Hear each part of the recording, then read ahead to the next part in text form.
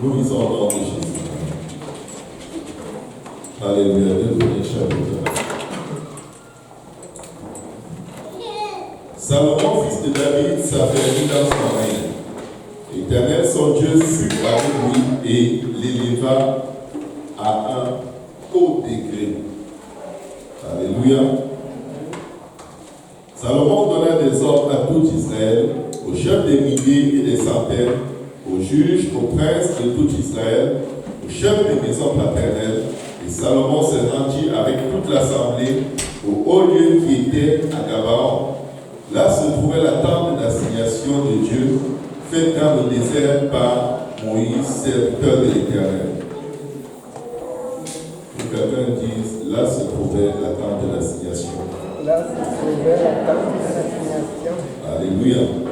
Mais l'arche de Dieu avait été transportée par David de Kirjath-Jearim à la place qu'il lui avait préparée, car il avait dressé pour elle une tente à Jérusalem. Là se trouvait aussi devant le tabernacle de l'Éternel l'autel d'airain qu'avait fait Bezalel, fils d'Uri, fils de Hur. Salomon et l'assemblée cherchèrent l'Éternel. Est-ce qu'on peut dire ensemble, Salomon et l'assemblée cherchèrent l'Éternel? Salomon et l'assemblée cherchèrent l'Éternel. Dites-vous bien que le verset 1 nous dit que son Dieu fut avec lui et l'éleva à un haut degré. Donc il était déjà au sommet. Mais même au sommet, il cherchait l'Éternel. Il aurait pu dire, je connais déjà Dieu. Et j'ai déjà tout. J'ai déjà une relation étroite avec Dieu. Mais la Bible dit, il cherchait l'Éternel. Regardez à quoi ressemble chercher l'Éternel. Verset 6. Et ce fut là sur l'autel d'airain qui était devant la tente d'assignation que Salomon offrit à l'Éternel 1000 holocaustes. Quand tu cherches Dieu, tu donnes. Il avait tout. Il pouvait se contenter de se réjouir de ce qu'il avait, mais il cherchait l'Éternel. Il savait qu'il y a plus. Alléluia. Que quelqu'un dise avec moi, il y a plus. Il y a plus que ce que nous avons maintenant. Il y a plus. Alléluia. Pendant la nuit, Dieu apparut à Salomon et lui dit, demande ce que tu veux que je te donne. Père, alors que tu m'as parlé clairement pour me dire que tu vas visiter quelques-uns d'entre nous, pour leur demander ce qu'ils veulent que tu leur donnes. Je prie, Éternel, dans le nom de Jésus, que les cœurs, les pensées, les âmes soient bien disposés, afin que cette session soit comme une formation pour nous préparer à cette rencontre où tu vas nous apparaître comme un Salomon. Que tu nous poseras cette question, Seigneur, qui est cruciale, Seigneur, et pour laquelle tu désires que nos cœurs soient préparés à te répondre, et que cette communion avec ton propre esprit dans nos vies, tu demeures jusqu'à la vie éternelle. Je te supplie, Seigneur, pardonne tout péché, toute iniquité, toute transgression au milieu de nous. Dispose-nous, Seigneur, à recevoir, et qu'aucune mauvaise pensée, qu'aucune distraction, même le sommeil ne vienne pas faire obstacle à ce que nous recevions. Papa, cette visitation divine que tu nous promets. C'est dans le nom de Jésus-Christ que nous avons ainsi prié. Le peuple de Dieu dit au nom de Jésus. Au nom de Jésus. Amen. Vous pouvez vous asseoir en acclamant le Seigneur.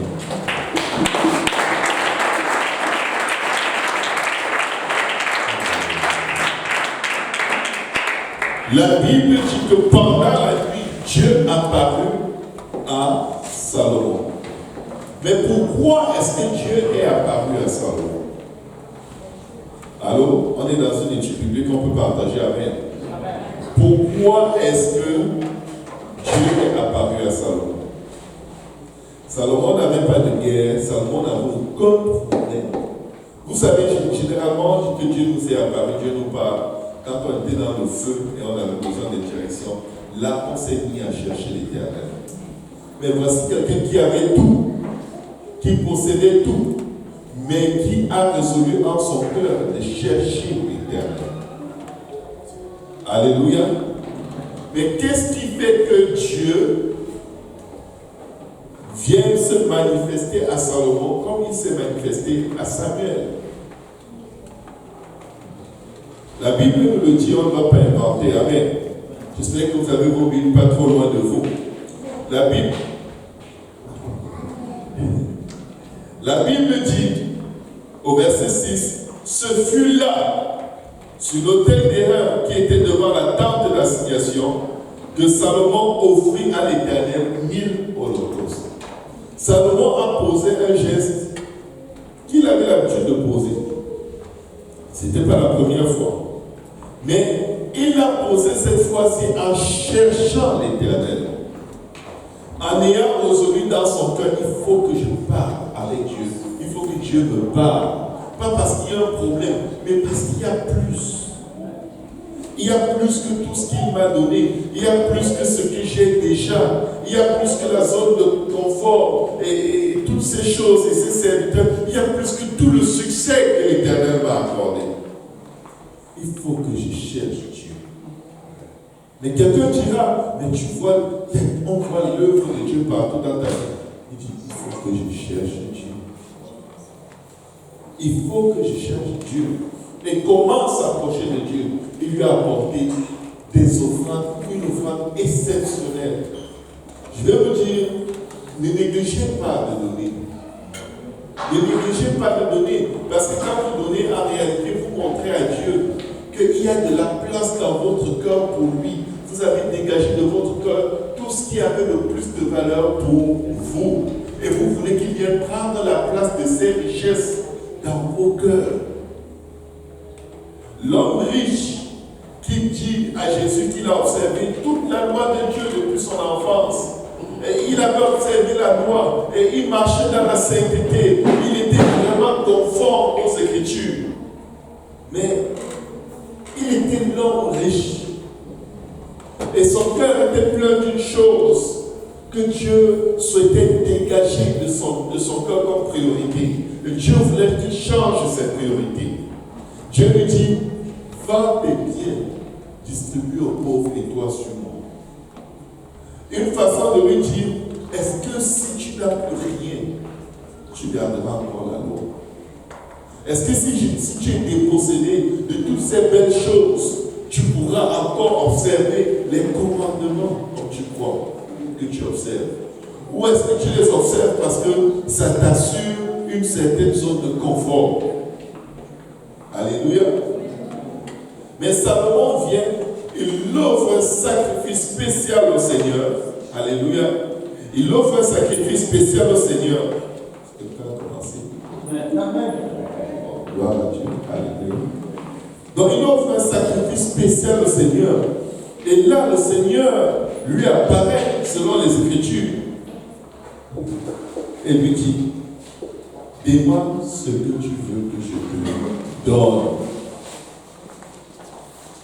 Il voulait plus. Et il avait déjà tout. Comment quelqu'un peut-il vouloir plus quand il a tout?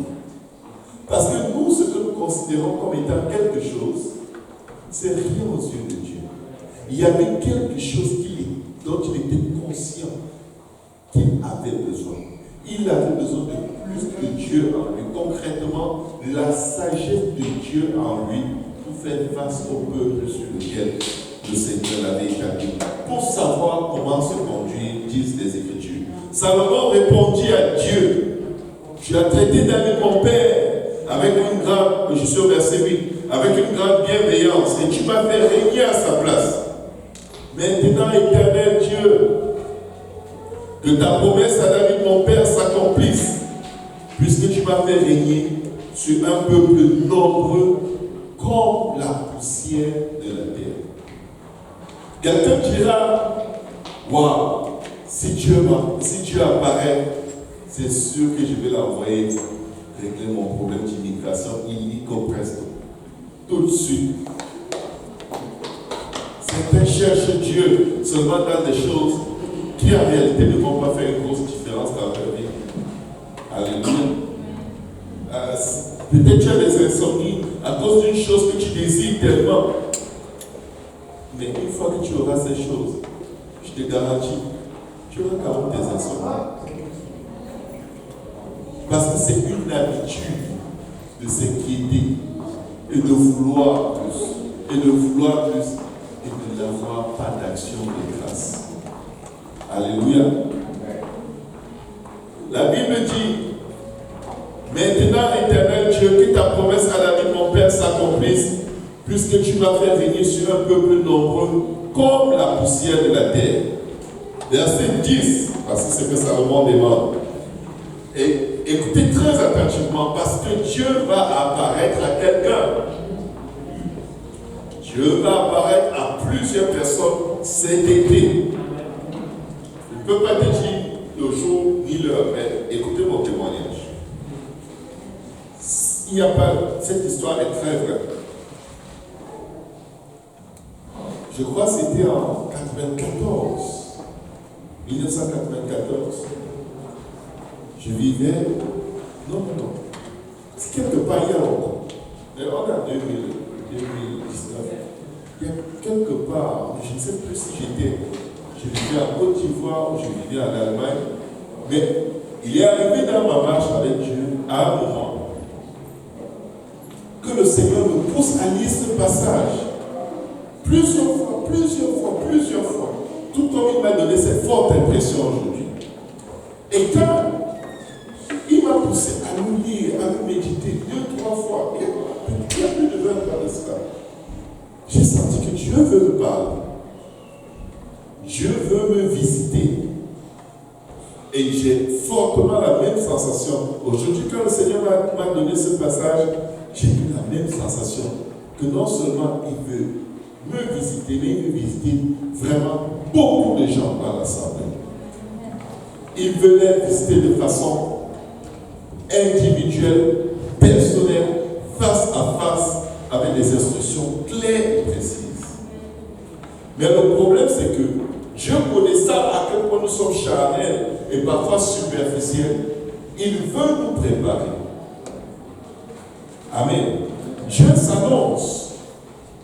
Et le Seigneur veut que je te dise aujourd'hui, il veut te rencontrer. Qu'est-ce que Salomon a fait?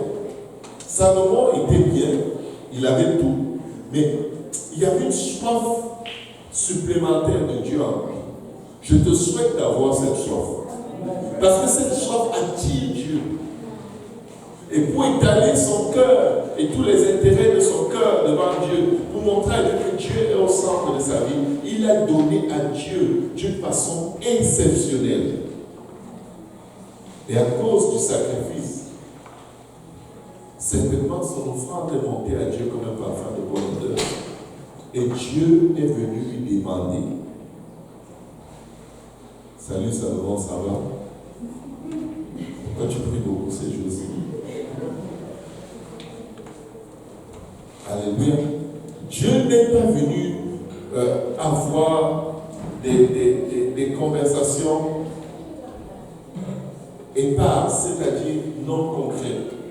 Dieu lui a posé une seule question. Qu'est-ce que tu veux que je te donne? Si Dieu te demande aujourd'hui, qu'est-ce que tu veux qu'il te donne? Qu'est-ce que tu vas me dire? Parce que c'est exactement la question que Dieu m'avait posée avant de me visiter. Alors je dormais une nuit et subitement je me suis retrouvé comme dans une maison faite en planche sur tous les côtés avec un toit en tôle. On aurait dit que j'étais quelque part en Afrique.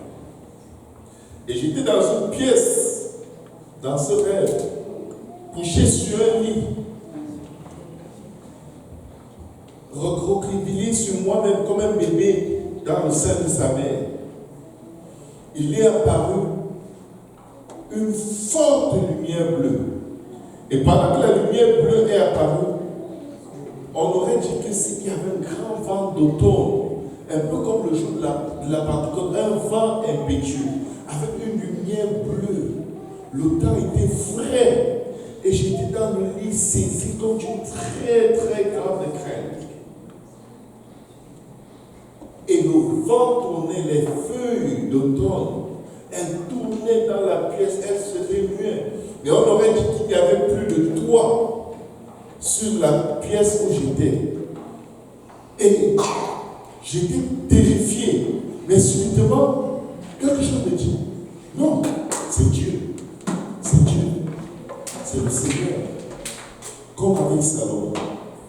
Comme avec Salomon. Et j'ai entendu le Seigneur me demander, qu'est-ce que tu veux que je te donne? Ce n'est pas un rêve. Je vous dis, ce n'est pas une fiction que je vous raconte. Ce n'est pas le témoignage de quelqu'un d'autre. J'ai demandé 3 choses à Dieu. Je vous dis, c'est des moments déterminants. C'est des moments tellement importants. C'est des moments qui peuvent même te garantir le contrôle total de Dieu sur ton corps, sur ton cœur, sur ta vie. Parce que ce que tu demanderas à Dieu quand il va venir, c'est exactement ce qu'il va faire pour toi. Et ça va influencer le restant de ta vie.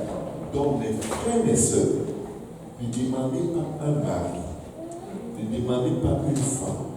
Je vous en supplie. Les maris et les femmes, c'est des problèmes.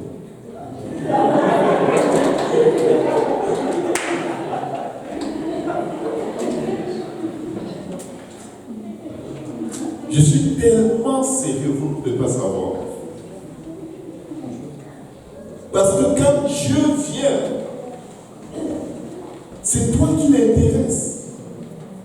Il veut que tu lui demandes quelque chose qui va faire que ta relation avec lui va rester pour toujours. Parce que si tu mets cette fondation de la bonne façon, si tu as la bonne requête, il y a de ces inquiétudes que tu n'as plus besoin d'avoir dans la vie. Alléluia. J'ai demandé 3 choses à Dieu. J'ai demandé 3 choses à Dieu. Et on continue. Tout le monde veut savoir.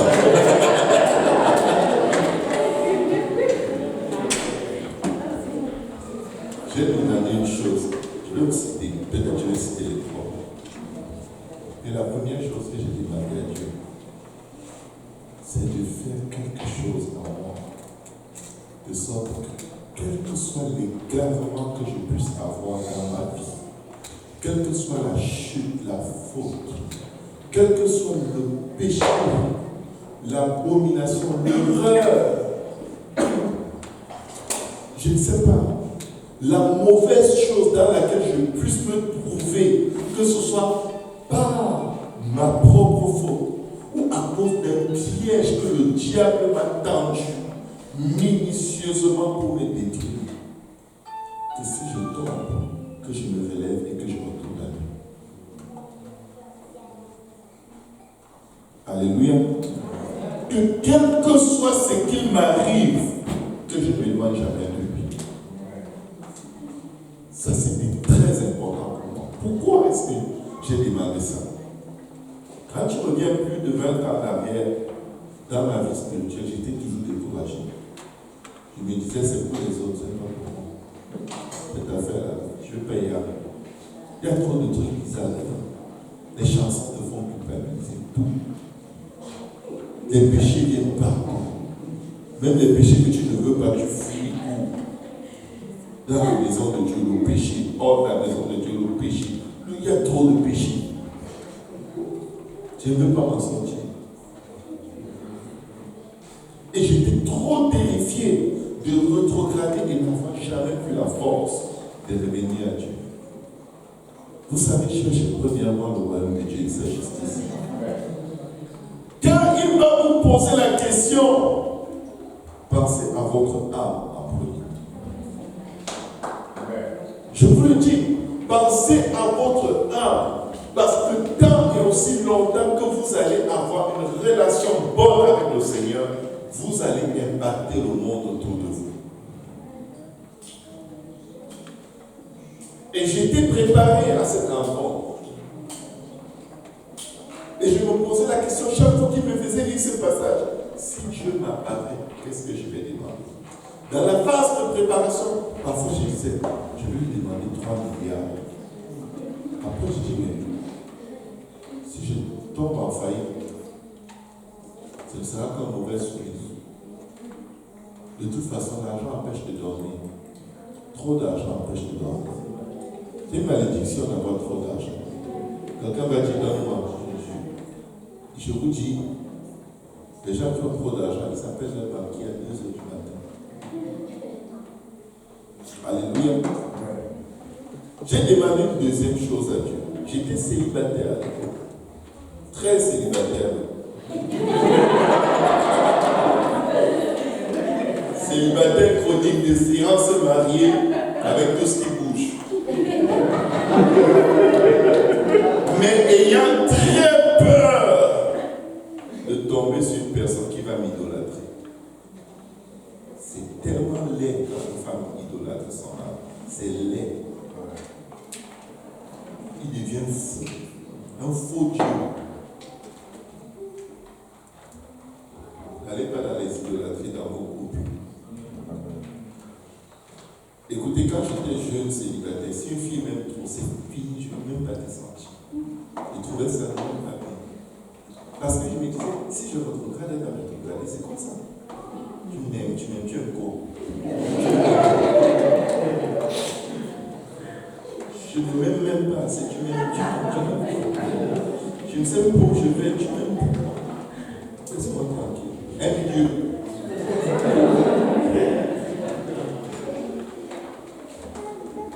Jusqu'à ce que des années plus tard, je tombe sur la sœur aimée. Elle veut se marier avec Jésus. Elle ne veut rien savoir des hommes. C'est pour ça que écoutez, la deuxième chose que j'ai demandé à Dieu, parce que moi j'ai grandi dans une famille très dysfonctionnelle, c'est-à-dire les problèmes de couple entre les parents. J'ai demandé à Dieu de me donner un cœur qui sera tel que la femme qui va m'aimer, je vais tellement l'aimer et la respecter. Tellement l'aimer et la respecter. Qu'elle soit comme la priorité de, je ne sais pas, de ma conduite. Je vais vous dire pourquoi. J'ai vu des mariages très bien devenir tellement des films d'horreur que des personnes passionnées l'un pour l'autre, du jour au lendemain, à cause d'un problème ou à cause d'une accumulation de problèmes, disent, ça en est fait, je dégage, je ne suis plus là-dedans. Ma prière à Dieu, c'est que même s'il me donne une sorcière,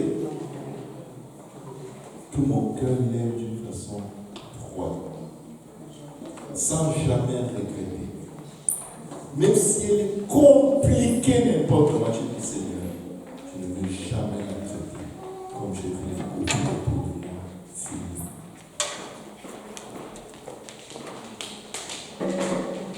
Et vous savez, quand je me suis marié, des années plus tard, plus de 10 ans après, les 3 premières années étaient une catastrophe. C'était tellement compliqué. Parce que, vous savez, j'avais rien dans la tête. Comme tout homme qui connaît ça. Tu n'as rien, tu connais rien, tu crois que tu connais, tu es nul. Si on ne t'apprend pas, tu crois que tu connais, tu ne connais rien. Tu maltraites, tu menaces, tu regardes à ta masculinité, et c'est ça qui fait le corps. C'est pas ça qui fait le corps. C'est servir ta famille comme un esclave qui fait le corps chef de famille. Je ne savais pas ça. Et juste en passant, ma femme me disait qu'elle n'aime pas. Et je trouvais ça bien. Parce qu'elle lui disait, tu n'es pas supposé m'aimer, c'est moi qui suis supposé m'aimer. Donc c'est correct. Moi je t'aime. lui dit un jour, si tu veux que ta femme t'aime, apprends à ta femme à t'aimer. Aujourd'hui, ma femme n'aime pas souvent. Pourquoi? Chaque détail que Dieu me demandait de faire, je faisais. Parce que j'avais décidé de ressembler à Jésus. Elle voulait se marier avec Jésus. Et moi, j'étais un homme du Cro-Magnon. Donc, il a fallu que je me reconvertisse en homme selon Dieu. Alléluia. J'étais un maquisard. Elle voulait se marier avec Jésus. Donc, écoute, quand une femme idéalise le Seigneur, peu importe ce que tu fais, ce n'est pas bon. Et quand tu apprends à parler comme le Seigneur, à te calmer, à accepter les injustices, à ne pas chercher à avoir le dernier coup, à te taire, ne pas alimenter comme une femme. Tu es en train de devenir doucement comme Jésus. Alléluia. Mais oui, moi, mes premières années de mariage, elle dit de moi, je dis non, je ne pense pas que. De toute façon, il fallait me demander avant. Je demandais avant, je suis Dieu. J'étais un dictateur. Mais une prière que j'avais faite avec Dieu est venue me rattraper. Aide-moi à l'aimer de façon intègre comme tu l'as aimé. Je vous dis, peu importe. Quand j'ai réalisé que j'avais passé une alliance avec Dieu, c'est comme si quelque chose a neutralisé toutes mes émotions. Ça va se passer, votre rencontre avec Dieu va se passer, vous allez oublier, mais des circonstances vont venir pour rappeler que j'ai besoin de ce que je t'avais demandé il y a longtemps. Peu importe ce qu'elle faisait, je ne ressentais plus aucun mal. Elle est fâchée, je suis content. Elle est contente, je suis content. Elle m'apprécie, gloire à Dieu. Elle ne m'apprécie pas, gloire à Dieu, moi je l'apprécie. Le Seigneur a fixé mon regard sur la croix. C'était plus au sujet de ma femme. C'était au sujet de Jésus que je voulais représenter dans sa vie. Et je vais vous dire une chose. Si vous voulez représenter Jésus, vous n'avez pas besoin qu'on vous aime. Vous avez besoin d'aimer en premier. La Bible dit que nous aimons Jésus parce qu'il nous a aimés en premier.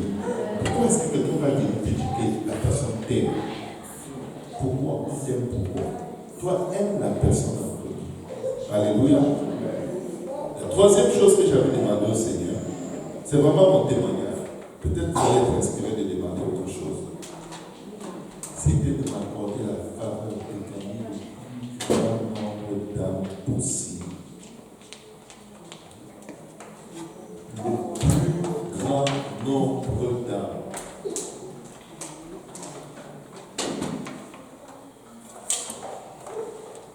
C'est en train d'arriver. C'est tout un processus que Dieu a. Je sais que Dieu va utiliser ma vie pour impacter des dizaines de milliers, de millions et de millions et de millions. Je le sais.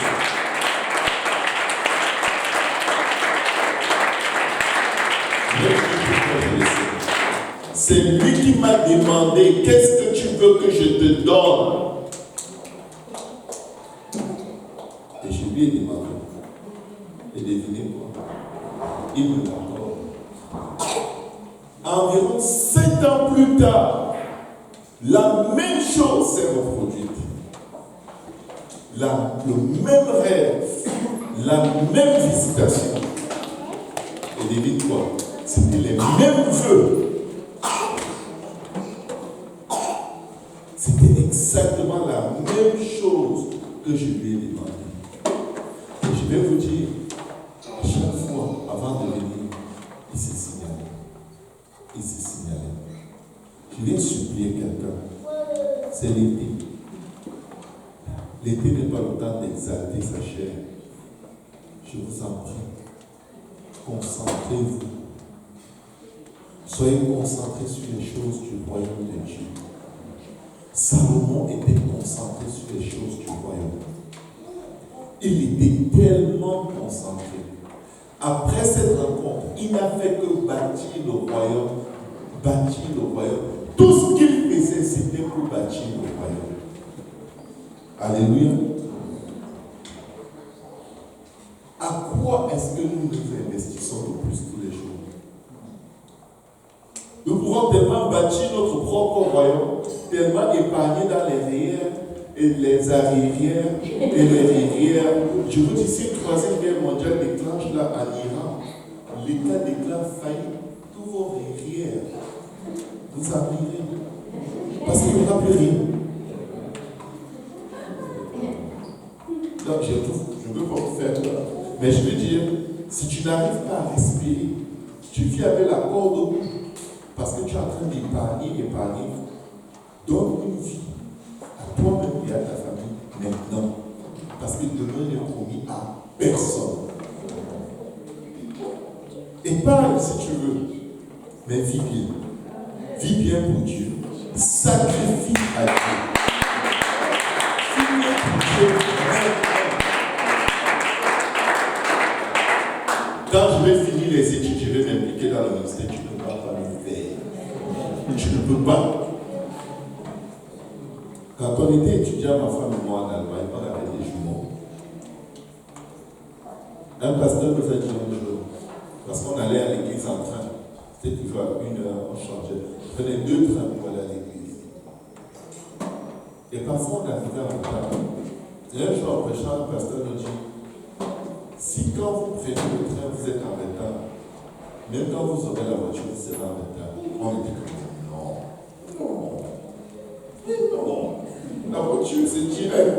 On a acheté notre voiture pour être le pire des retards que vous pouvez imaginer. Parce que ce que tu veux être, tu peux l'être maintenant. Ce que tu veux faire, tu peux le faire.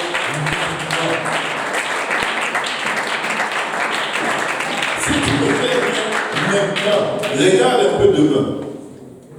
Si tu n'as rien fait aujourd'hui, regarde avec quelle bataille tu vas devoir te lever pour faire quelque chose demain. Demain n'est pas promis. Aujourd'hui est le jour du salut. Maintenant est l'heure acceptable. Peuple de Dieu, le royaume de Dieu en premier. Dieu va te visiter. Alléluia. Dieu va te visiter, mais qu'est-ce que tu vas lui dire? Dieu a visité Jérémie, il n'était qu'un enfant. Les enfants doivent dire, oh papa, Dieu va te visiter. Dieu parle à tout le monde.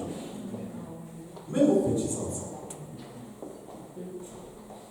Vous ne pouvez pas savoir combien de fois mes enfants, étant tout petits, dès l'âge où ils pouvaient parler, pouvaient venir me parler de comment le Seigneur leur a parlé.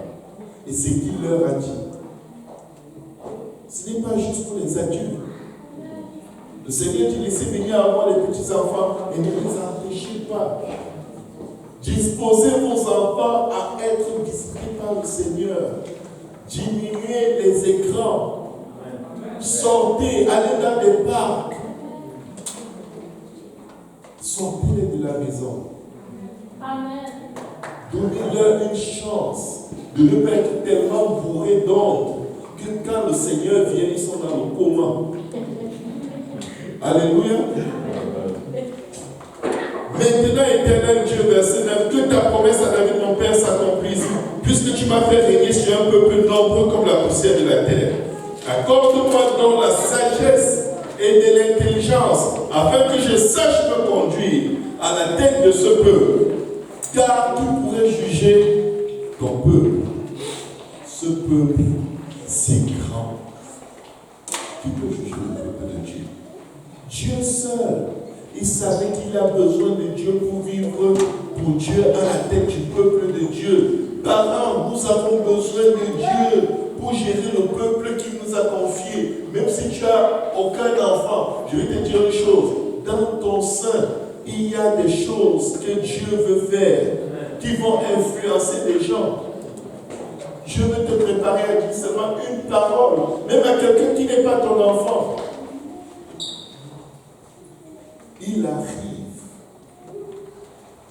Il arrive dans une rencontre très personnelle avec quelqu'un. Alléluia. Dieu dit à Salomon, puisque c'est là ce qui est dans ton cœur, la bouche parle de l'abondance du cœur.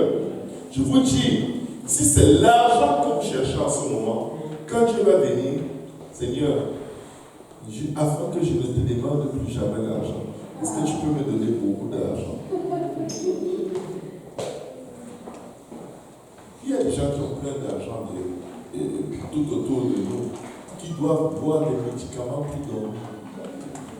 Ils ont tout l'argent que tu cherches au point de ne pas dormir. Ils l'ont et ça les empêche de dormir. Et toi tu te dis, oh non, quand je l'aurai la paix, tu n'auras rien. Parce que les faux amis vont tomber sur toi comme des abeilles. Et maintenant tu auras des insomnies parce que tu vas dire, on veut me tuer parce que j'ai beaucoup d'argent.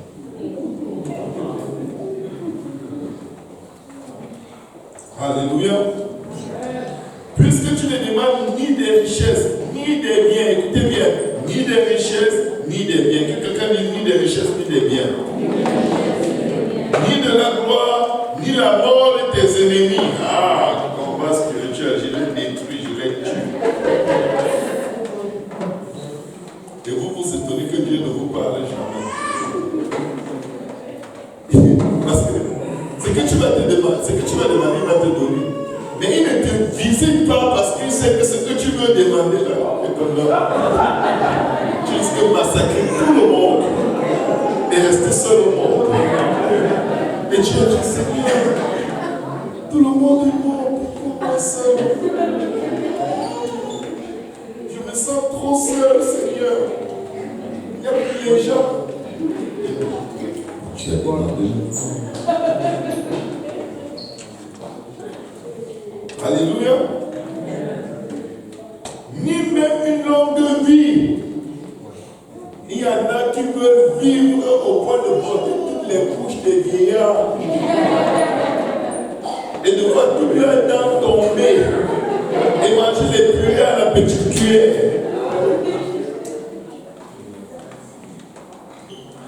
On ne devrait pas avoir peur de la mort. Non. Non. Si Dieu estime que j'ai fini, qu'il m'amène. Quelqu'un m'a dit, et tes enfants? Mais quoi? Mes enfants, c'est pas moi le père de mes enfants, c'est Dieu. Dieu est notre Père qui est au ciel. Il est le Père de la veuve et de l'orphelin. Alléluia. Si vous n'apprenez pas vos enfants à dépendre de Dieu, le réel ne va pas les aider. On peut devenir très riche sans aucune épargne de retraite. Alléluia. Salomon ne s'est pas enrichi de ce que son père a laissé. Joseph ne s'est pas enrichi de ce que Jacob avait laissé. Non. Joseph, quand Jacob a fui la maison de son père, d'Isaac, il a tout laissé derrière lui pour sauver sa peau. Alléluia. Donc vous attachez aux héritages. Si ton enfant n'est pas capable d'avoir plus que ce que toi tu as eu, c'est que tu as échoué sa vie. Je vous le dis, tu as échoué la vie de ton enfant. Si ton enfant n'a pas plus de piété que toi, tu as échoué sa vie spirituelle. Alléluia. Si ton enfant n'est pas plus travailleur que toi, tu as échoué son éducation. Je vous le dis, je suis désolé. Peut-être c'est le choix de l'enfant d'être paresseux, parce que la vie est facile pour lui. Mais je veux vous dire une chose, assurez-vous que vous ayez tout donné. Dieu était le père d'Adam et Ève. Ils ont failli quand même. Mais Dieu leur avait tout donné. C'est pourquoi il leur demandait des comptes. Il dit, qui t'a dit que tu es nu? As-tu mangé de l'arbre dont je t'avais dit, tu n'en mangeras point? Dieu l'avait suffisamment éduqué pour qu'il fasse des bons choix. Assurons-nous, aussi bien avec nos familles qu'avec nos frères et nos sœurs, que nous ayons la bonne influence. De sorte que quand Dieu va nous demander où est ton frère, qu'on ne lui dise pas, suis-je le gardien de mon frère? Mais qu'on puisse lui dire, Seigneur, j'ai prié, je suis allé le voir, je l'ai encouragé, il n'est pas venu. Qu'aurais-je pu faire d'autre? Alléluia. Regardez ce que le Seigneur lui dit. Et que tu demandes pour toi de la sagesse et de l'intelligence, afin de juger mon peuple, le royaume de Dieu en premier. Amen. Sur lequel je t'ai fait régner. La sagesse et l'intelligence te sont accordées. Immédiatement, il est devenu l'homme le plus intelligent et le plus sage qu'il y avait sur la face de la terre. Juste comme ça. Vous voyez à quel point Dieu peut raccourcir des années de jeûne et de prière. Salomon n'a plus jamais prié pour la sagesse, ni pour l'intelligence. Dieu pouvait parler de vous avec lui, il connaissait tout. Parce qu'il avait préparé son cœur pour ce moment divin. Le verset biblique dit, verset 11, puisque c'est là ce qui est dans ton cœur. Je viens demander à quelqu'un aujourd'hui, avant que Dieu te visite, qu'est-ce qui est dans ton cœur? Les jalousies, les rancunes, alléluia, le stress, la peur, l'envie d'abandonner.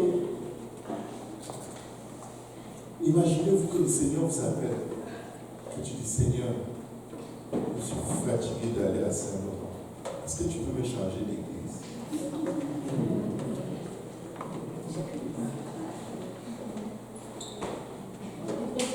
Vraiment?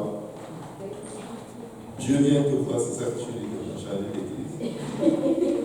Tu ne demandes pas de changer ton cœur. Parce que tu fuis parce que ton cœur est mauvais. Alléluia. Qu'est-ce que tu vas demander à Dieu? Il dit, la sagesse et l'intelligence te sont accordées. Mais regardez Dieu. La Bible dit qu'il nous bénit infiniment, abondamment, bien au-delà de ce que nous demandons et pensons. Il dit aussi, je te donnerai en outre, cherchez premièrement le royaume et la justice de Dieu. Et toute chose vous sera donnée par-dessus. Voici ça qui s'accomplit dans les Écritures. Je te donnerai en outre des richesses, des biens et de la gloire, comme n'en a jamais eu, écoutez bien, comme n'en a jamais eu aucun roi avant toi, et comme n'en aura jamais, et comme n'en aura aucun après toi. Attention, Dieu vient de dire que le roi le plus intelligent qui aura jamais existé sur la face de la terre, son temps est déjà passé, il y en aura plus. En dehors de Dieu lui-même, qui viendra lors du règne millénaire, il n'y aura personne sur la face de la terre qui aura la sagesse et l'intelligence de Salomon. Est-ce que vous savez que ce que Dieu va vous donner sera exceptionnel? Dans chacun des domaines pour lesquels vous allez faire une demande à Dieu, quand il va vous visiter, il va faire de vous une pièce unique et rare. Il va vous donner une compréhension tellement profonde dans les domaines pour lesquels vous lui avez fait votre requête. Alléluia. Il va vous ouvrir l'intelligence afin que vous compreniez les Écritures dans ces domaines-là comme personne d'autre. Alléluia. Et vous aurez de l'opposition, et c'est de la compréhension que je vous donne. Point final. Alléluia. Et pendant que je suis en train de parler, je réalise pourquoi j'ai tendance à toujours évoquer les questions de mariage. Alléluia. Je ne cherche pas. Regardez ce que la Bible dit. Je te donnerai en outre des richesses, des biens et de la gloire, comme n'en a jamais eu aucun roi avant toi, et comme n'en aura aucun après toi. Donc le roi le plus glorieux que le monde ait jamais connu, c'était Salomon, point final, non négociable. Salomon revint à Jérusalem après avoir quitté le haut lieu qui était à Gabaon et la tente d'assignation, et il régna sur Israël. Dieu a ton voisin, prépare ton cœur, prépare ton être. Et je vais vous dire une chose, la meilleure façon de se préparer, c'est l'évangile. Je vous le dis, la meilleure façon de se préparer, c'est l'évangile. C'est d'être occupé aux affaires du royaume. J'ai vu quelques vidéos des sœurs qui ont fait une sortie exceptionnelle. Je ne sais pas, vous voyez, Dieu est en train de visiter son peuple. Et Dieu est en train de les mettre, de les positionner à des endroits stratégiques. Ne reste pas dans ta maison du matin au soir en disant « Oh, je ne sais pas quoi faire ». Il y a tellement de choses à faire pour ce royaume qui passe, qui vient. On a très peu de temps pour le préparer. Très peu de temps pour inviter d'autres personnes. Très peu de temps pour frapper à la porte de quelqu'un et lui dire « Donne une chance à Dieu ». Bon, mais quand tu rencontres quelqu'un, tu lui dis « Bonjour madame, est-ce que vous pouvez donner une chance à Dieu ?» Pardon. Est-ce que vous pouvez donner une chance à Dieu? Pourquoi est-ce que vous parlez? Que Dieu vous bénisse. Donnez une chance à Dieu. Vous devez secouer les gens. Vous devez secouer votre monde autour de vous. Quelqu'un m'a dit, mais non, là tu l'as trouvé. Il faut que les gens soient trouvés. Tu bats le fer quand il est chaud. Quand les gens sont dans leur zone de confort, ils n'entendent rien. Ils te bloquent. Juste sors demain et rencontre 10 personnes et dis-leur que Dieu te bénisse. Donne une chance à Dieu. Dieu te parle. Quelqu'un m'a dit, mais ce n'est pas Acte 2:38. Je vous dis, quand les disciples se baladaient, ils ne prêchaient pas Acte 2:38. Ils ne disaient pas répandez-vous. Ils prêchaient la mort, l'ensevelissement et la résurrection de Jésus. Et à cause, parce que Christ est mort pour toi, et qu'il a été enseveli et qu'il est ressuscité le 3e jour, donne une chance à Dieu. Et quand il te dit, mon frère, que dois-je faire? Répands-toi. Sois baptisé au nom de Jésus, tu ne pardonnes tes péchés. Tu recevras le nom du Saint-Esprit. Mais donnons une chance à quelqu'un. Alléluia. Utilisons ce beau climat, ce bel été. Multipliez les pique-niques. Assurez-vous de repérer les endroits où d'autres gens vont pique-niquer. Vous installez votre nac au milieu d'eux.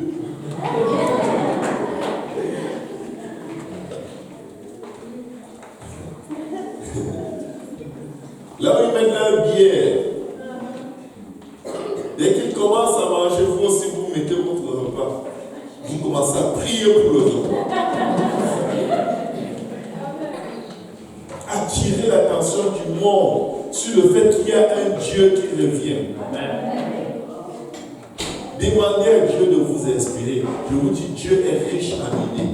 N'ayez pas le même modèle d'évangélisation. Demandez à Dieu. Alléluia. Est-ce qu'on peut se dire qu'on va prier? Que Dieu prépare nos cœurs. Il a dit à Salomon, puisque c'est là ce qui est dans ton cœur. Qu'est-ce qui est dans ton cœur si Dieu vient te parler? Qu'est-ce qui est dans ton cœur? Alléluia. Qu'est-ce qui est dans ton cœur? Que Dieu soit le centre de tout. Que Dieu soit le centre de tout. Que Dieu soit le centre de tout. Je vous garantis, après une telle visite, vous restez ici comme vous étiez avant. Mais quand le besoin ce que vous avez demandé se manifeste. L'Esprit de Dieu descend sur vous d'une façon exceptionnelle. Ce que vous allez demander à Dieu et qu'il va vous accorder, utilisez, travaillez, développez cette nouvelle compétence au quotidien.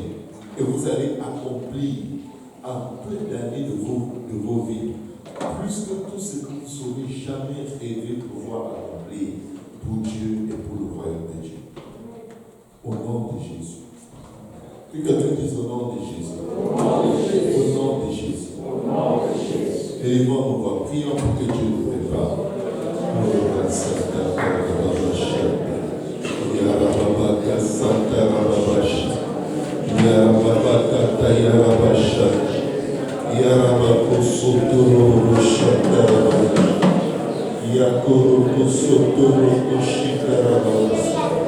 Hallelujah, hallelujah.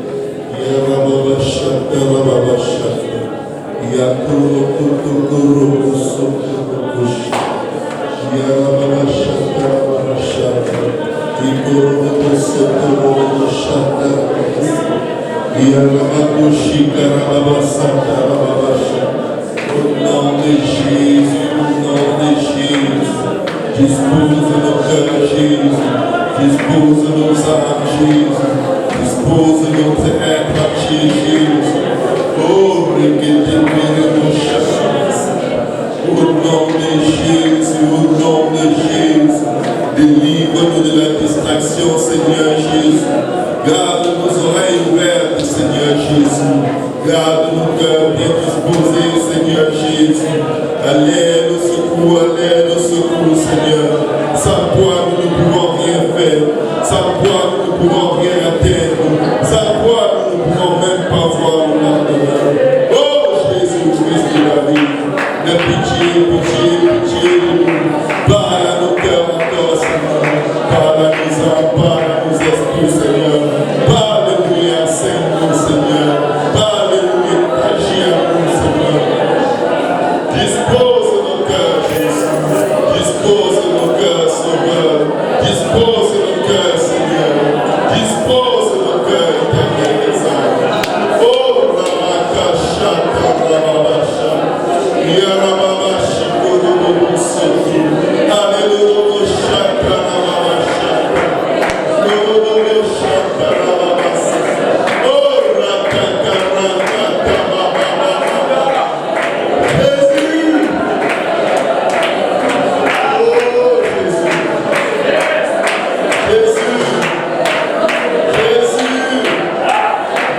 Jésus, prépare-nous à te rencontrer, Seigneur. Prépare-nous à te rencontrer, Jésus. Prépare-nous à te rencontrer, Jésus. Prépare-nous à te rencontrer, Seigneur. Prépare-nous à te rencontrer, Éternel. Oh, Alléluia, prépare-nous à avoir cette conversation. Prépare nos cœurs, prépare nos âmes.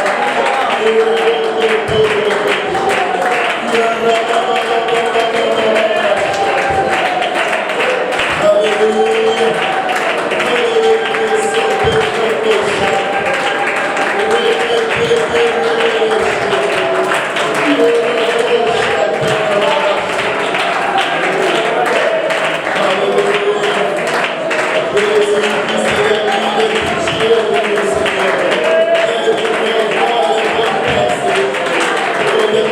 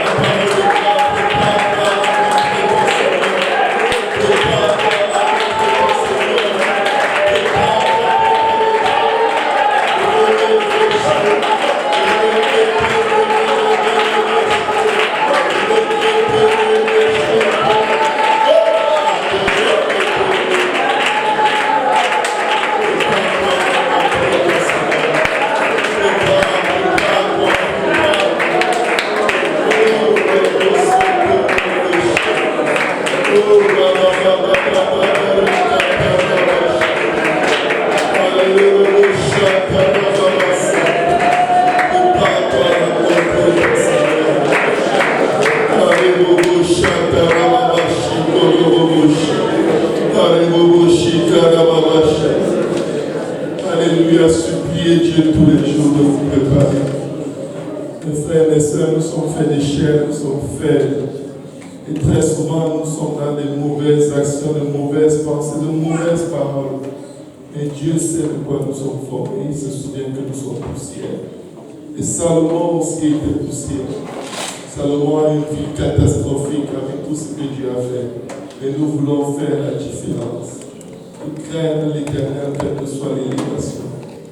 De le louer, de marcher humblement devant lui, d'aimer la justice, aimer la miséricorde, pratiquer la justice par la puissance de notre Dieu.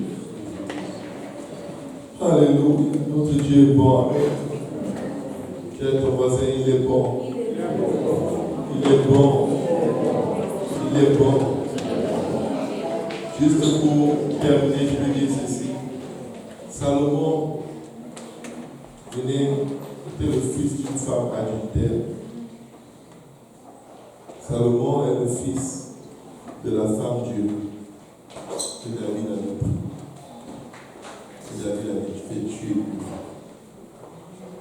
Et David a épousé sa femme. Et Salomon est né de cette parole.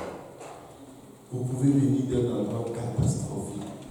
Peut-être vos origines sont pleines de souillure. Peut-être vous êtes nés au milieu de la confusion, de la sorcellerie, et du rejet, de la méchanceté humaine. Peut-être vous êtes passé à travers des choses qui n'ont pas de nom. Mais je vais vous dire une chose. Dieu va quand même bénir vos paroles. Parce que votre passé, ça ne compte pas. Parce que votre présent, c'est Jésus.